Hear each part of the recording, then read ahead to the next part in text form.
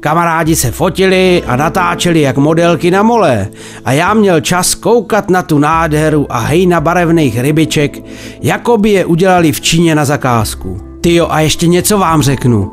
Po cestě jsem taky viděl tu největší kapustu na světě. Listy jak střecha od baráku a hejna malejch rybek, který do toho tahem zobou. No moc by mě zajímalo, jestli z toho taky mají větry, jak my v Čechách. To pak musí bublat celý oceán. Taky jsem vám narazil na malej stromek, který mával větvema jak ve vichřici. Říkal jsem si, že na něm moc ovoce nedozraje, ale kluci mě vyvedli z omylu. To je normálně živočich. No hrozný. Pod vodou v Egyptě musíte být ostražitý, potkáte tam spoustu nebezpečný havěti. Já mám dobrý 2 metry, takže se mě ostatní ryby celkem bály, ale kamarádi, když jsem narazil na barakudu, krve by se ve mně nedořezal. Jinak byly ryby ale celkem přívětivý, akorát jsem se někdy musel hodně ovládat, abych se neřezal smíchy. Potkáte rybu, co má hrb na nose jak nosorožec a tváří se jak profesor. Jindy vplujete do hejna malejch rybek, který kolem vás vířej, že jde hlava kolem, jednou modrý, po druhý žlutý. Pak se objeví rybky tenký tak, jako by se krejčímu naučil plavat v obsah jehelníku. Stvoření všech barev a tvarů v obrovském reji v místech, kde korály tvoří zahradu, kterou ani vy doma nemáte. A jídla pro nás, pro ryby, je tam tolik, že po dovolení jsem byl o 10 kilo těžší. Koukal jsem na to s otevřenou hubou a spadlejma fouskama. A do té huby mi plavaly malý rybky, jako by říkali, stačí polknout, kamaráde. Vy tomu myslím říkáte, že vám padají pečený holuby do huby. Tak to bylo.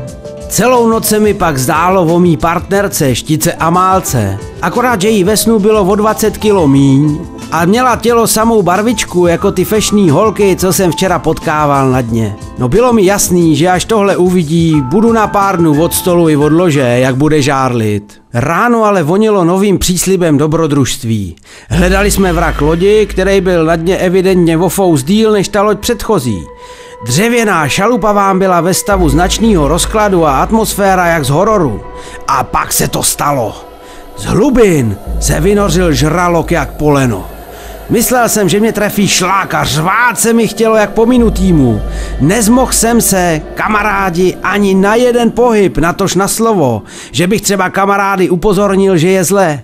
Rejdil kolem mě jak mlsná potvora a já se pomalu loučil se životem. Najednou se vám rozjede přímo proti mně. Stojím sevřenej hrůzou a on vám ten pabl těsně před mou otevřenou hubou prohodí chrčivou arabštinou. Seš strašně hnusnej. Otočí se a plave dál jako by nic. Chápete to? Prvně jsem mu chtěl dát direkt pravou ploutví, ale zhodnotil jsem svý síly a zvolil radši klasickou českou uličku zvanou Čára. Jen co jsem se dostal z šoku, čekal na mě další. Plavu vám takhle u dna a najednou vidím tank se 4 nohama a hlavou jak sukovice. Želva, ale jaká. Zůstal jsem zase pav a ona najednou po mně, že jsem prej velký fešák a ona, že si prej na cizince potrpí a že by mi ukázala 7. div světa a že jí prej mám dát hubičku. No fuj, ještě teď je mi šoufl. Houkl jsem něco jako ať jde po svejch a s láskou si vzpomněl na Amálku, i když má trošku nadváhu. Madam Želva se urazila a odplula se slovy, že se pak nemáme divit, že žere ze stresu a máme jí prej vlízt na záda. Začala se na dně cpát travičkou jak pominutá a všechno dovršily další 2 ryby, který asi taky dřív balila. Ale oni se na rozdíl od nás rozhodli fakt jí na záda vlézt. Šílený svět. Za jeden den tolik zážitků to už jsem fakt dlouho neměl, to vám povím. Navíc mi kamarádi oznámili, že se na dno jde v noci znova, protože vylejzaj prej tvorové, o kterých nemám ani ponětí. To, co teď uvidíte, snad nepotřebuje ani komentář. Ryby jak ježatý balony, potvorstva, který vypadá jak mimozemšťani, svět, který vám i mně byl dosud úplně cizí. No však se dívejte.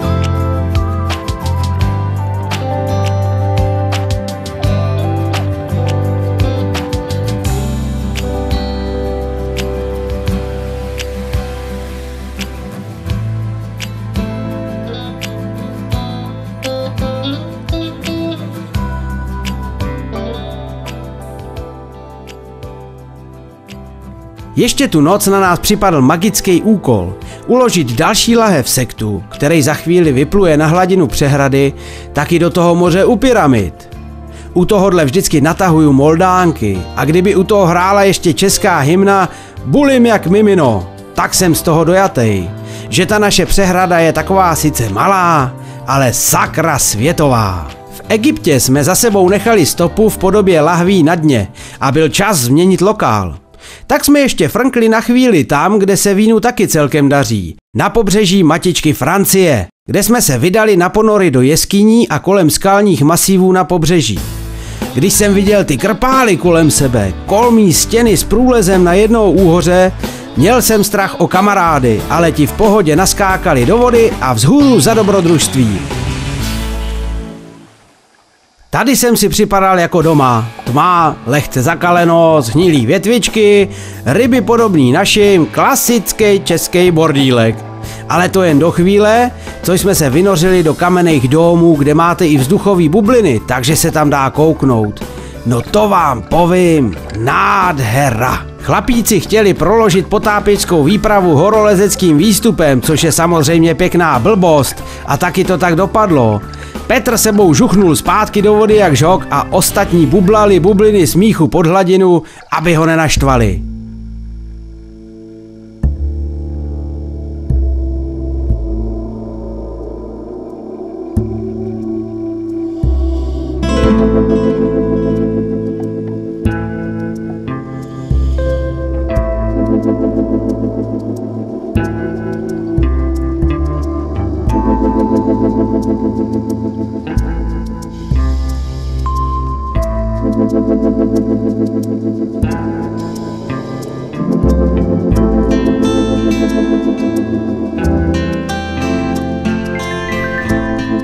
Z jeskyního komplexu jsme vyplavali ven k útesům, kde nás pod hladinou čekaly nádherný výjevy.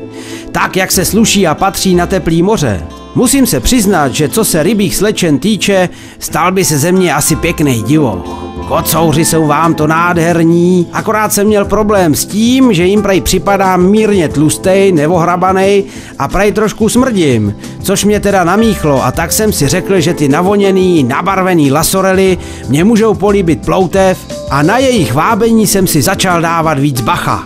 Ta opatrnost se vyplatila, za malou chvíli jsme narazili v průrvě ve skále na krásný místo, kam jsme chtěli zaplout se podívat. No jo, to byste neřekli. Z průrvy vám najednou vystartovala barakuda nabroušená jak žiletka, připravená trhat z nás všech maso na cucky. Oni jsou to potvory, jak se do vás zakousnou, začnou se točit kolem svý osy a to masíčko si pěkně vykroutěj. Naštěstí zabralo klasický český vyhul, jdem se jen podívat a barakuda nakonec ustoupila. No jo, byl čas na návrat z cest. Lahvičky sektů jsme uložili, já viděl tolik nových věcí, bál jsem se pod vodou tolikrát, jako v celém životě ve Vranově ne. Byl jsem strašně šťastný, že mě kamarádi vzali sebou a tak jsem si říkal, že by to bylo výborný, abych vám je za odměnu představil, protože vy je znáte akorát s těma ksichtama narvanýma v gumě a s brejlema na nose. Tak jsem vám vzal tajně kameru a začal je točit a fotit tak, abyste jim viděli taky do tváří. Potápěčská skupina Manta. Nemyslete si, že se jmenujou podle největšího mantáka z nich. Manta je přece krásný stvoření, který této skupině dalo název. Ale teď teda na její členy. Arnošt senior, to je náš šéf a zároveň Erste Hilfe náčelník. Patrik, ne, to není strážce pokladu, ryba candát Patrik. Ale prý je stejně jako ryba, prý dýchá míň jak ryba. No uvidíme. Petr, ten do čeho se zakousne, tak jen tak lehce nepustí. Že by jako Štika Amálka nebo ta pověstná barakuda? A tohle potápěčský pískle, to je Arnošt mladší. Potěr Arnošta seniora. No a Ivan, ten bez kamery do vody nevleze a nedá ránu. Tak, teď už víte, s kým máte tu čest. Znáte lidičky, který se už v tuto chvíli namáčejí ve vodách Vranovský přehrady, aby vám ty sektíky za chvíli vylovili. Já je mám moc rád a vy byste je měli mít taky rádi, protože bez nich byste si dneska ani necucli. Myslím, že je budou mít rádi i v parapleti, protože z téhle povedený zábavy pro nás tečou nutný penízky tam, kde je potřeba. Nic není lepšího, než když je sranda a ještě pomáhá. Ak se těšte na letošní sekt Zedna, já už ho ochutnal a je skvělej. Za chvíli ho máte na hladině, já se jedu kouknout za klukama, jak to vypadá dole. Těším se za rok na tomhle místě a jsem sám zvědavej, co za kluci vymyslej. Tak nazdar lidi, v roce 2010 u jubilejního 10. výlovu sektu Lechovice ze dna přehrady.